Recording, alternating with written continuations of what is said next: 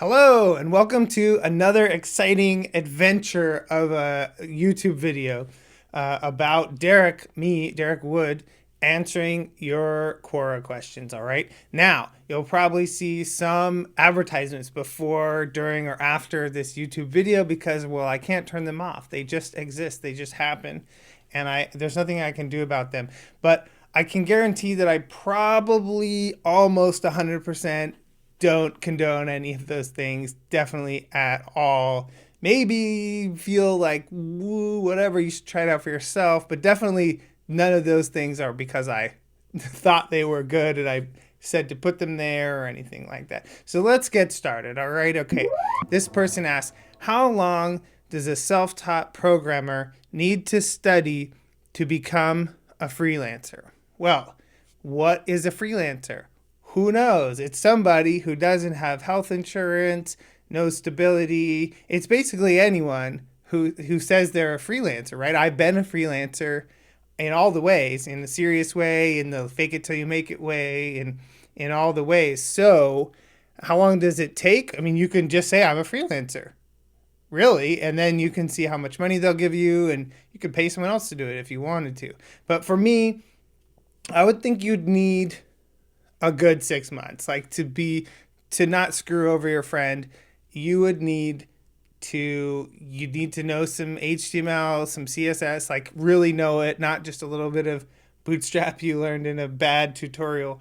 You'd have to have made a few sites probably. But for me, I'll tell you, I was doing some freelancing, and some friend of a friend recommended me, and there's actually a website you can still go to it. It's a Time No Place. I don't remember if it's .com or what, but it's a record company. Danny, Tiffany, some other people, a bunch of people, cool musicians, and I figured it out. They paid me some money, and I had taken this course by Chris Coyer, and it was on lynda.com, and I'd been learning for quite a while, 3 months or something, 6 months, somewhere in between there, and I figured it out. It was a pretty good site. It's still standing. I know that some other developers have worked on it, but to be a freelancer, I mean, what do you mean? Are you going to go freelance doing some like hardcore back end stuff? Or are you going to try to fix some weird React app? What are you going to freelance on? I mean, this question to me means you're not ready for sure, and it might be the wrong question to ask. Next one. Do employers acknowledge boot camp attendance, or am I better off educating myself in web development and having a nice portfolio? All right, I feel like there's many questions there. Do employers acknowledge boot camp attendance? Yes, they acknowledge it. Is it a good thing? I think it's either in the middle or it's bad. It's not good. No, I mean, unless it's a small company and they weren't looking for much to begin with, and they're like, oh, cool, you're going to be the secretary and you went to a coding boot camp, you're going to be great at fixing our website. That might sound good. But really what it comes down to is, what can you do? It doesn't matter. I don't care. Nobody cares. You're going to hear me say this a million times, but I've worked with people like myself, self-taught people who spent a decade in the turmoil of learning, people who went to computer science school, people who went to boot camps. It really doesn't matter. I've seen the smartest of the smart in each category, and the laziest of the laziest in each category, and it just doesn't matter. It matters what can you do. So if the real secret question under here is, should I get a boot camp degree and then lean on that? No, definitely not at all. You need to be able to do smart stuff, and you need to be able to explain it to people. You need to be able to explain your thought process, because that's what they're hiring you for. They're not hiring you for your coding skills. That's important. You do need to be able to type, but what are you going to type? Are you going to waste all day typing the wrong thing, trying to learn the wrong thing? It really matters. So educating yourself, do you think you're educated enough to educate yourself? Probably not. Or it's going to take 6 times longer than necessary. But build a nice portfolio either way. Next question.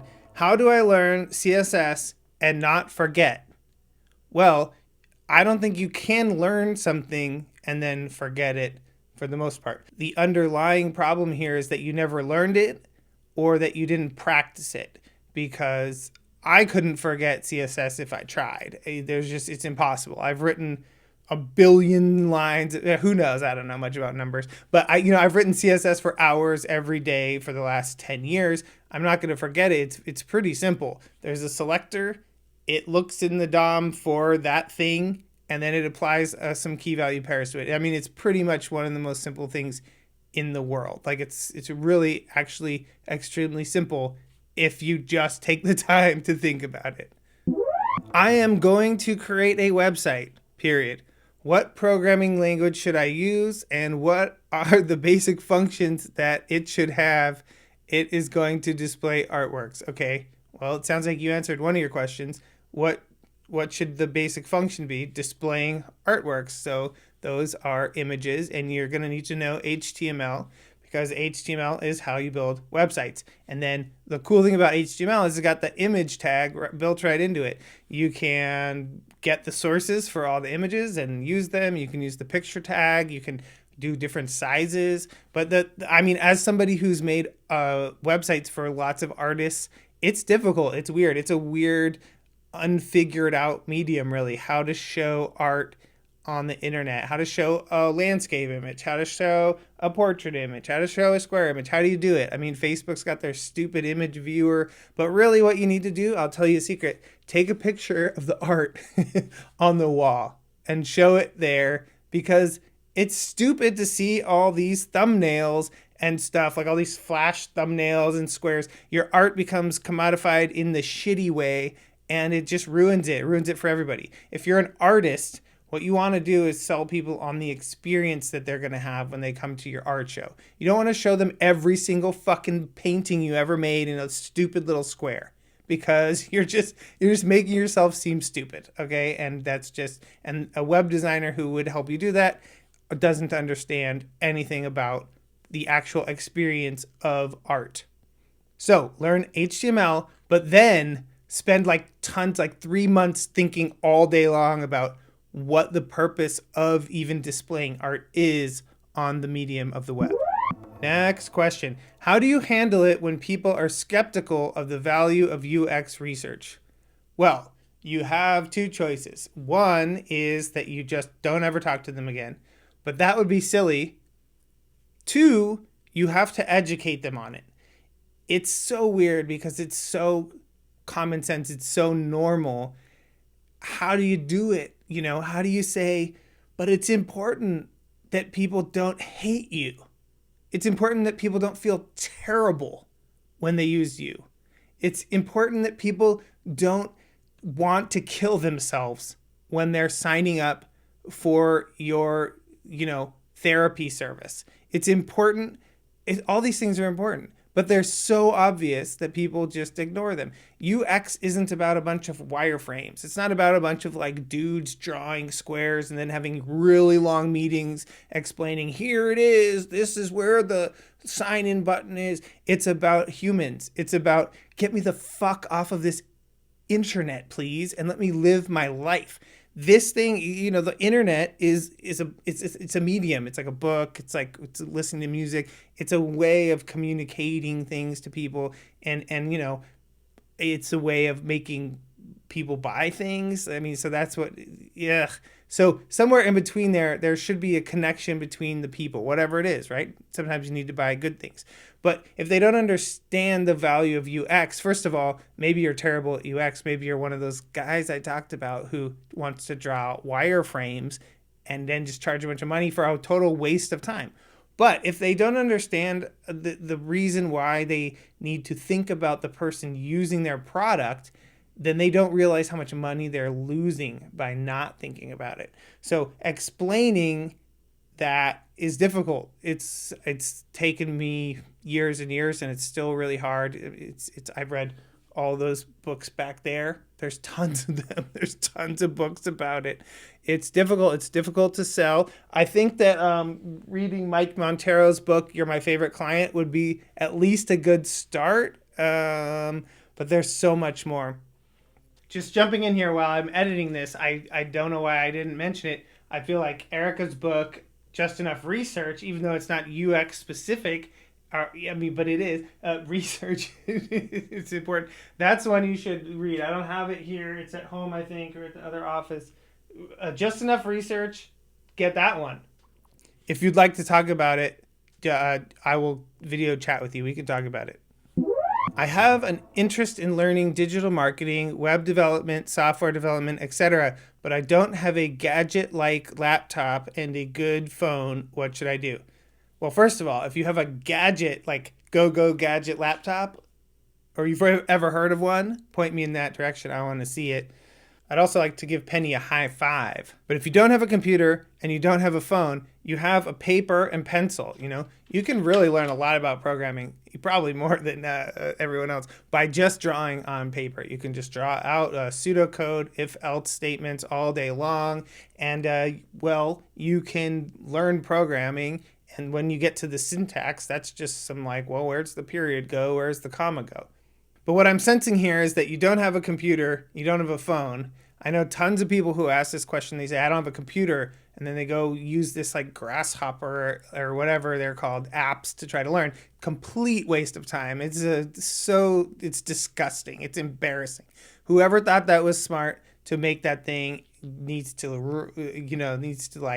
go work on a farm or something, really digging the hardest dirt there is in the world. They should be forced to dig in granite or whatever it is. If you don't have a phone and you don't have a computer and you want to learn programming, first of all, you can go just rummage through a trash can. I'm sure you can find some PC laptop that somebody threw out yesterday. There's a million trashy laptops. And the fact is that learning programming doesn't involve any computing power whatsoever. I mean, you could buy a Raspberry Pi, an Arduino, find some old shit in a trash can. The problem with learning to program is that you have to watch videos like this, or you have to be on Slack, or you have to be on these, if you don't know what Slack is, it's a chat program, or you have to have, 10 Chrome browser windows open. Those are the things that, or Zoom, those are the things that really take up the computing power. Creating websites isn't much different than it was in 1998 or whatever. I don't know what node modules you're using that takes up so much space or so much processing power, but for the most part, you can program on the shittiest computer you can find. It'll be just fine.